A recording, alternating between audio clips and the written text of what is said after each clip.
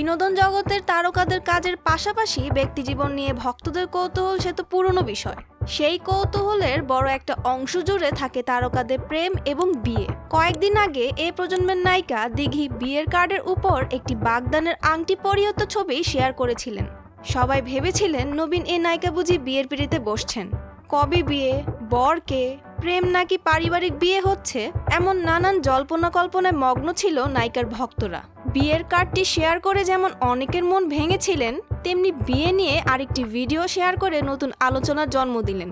এবার বিষয়টি খোলাসা করলেন দিঘি নিজেই। গেছে সেই বিয়ের কার্ডটি মূলত একটি নতুন ওয়েব ফিল্মকে কেন্দ্র করে, যেখানে প্রিয়ন্তী চরিত্রে অভিনয় করছেন দিঘি। আর শীঘ্রই একটি প্রচারে আসছেন স্ট্রিমিং প্ল্যাটফর্ম চরকিতে।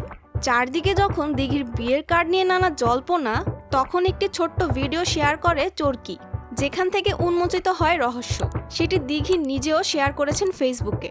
ভিডিওটি শেয়ার করে অভিনেত্রী লিখেছেন, বিয়েটা কিন্তু প্রিয়ন্তীর। আর যারা যারা আমার বিয়ে ভেবে অনেক বেশি এক্সাইটেড ছিলেন, তাদের জন্য অল্প একটু সমবেদনা।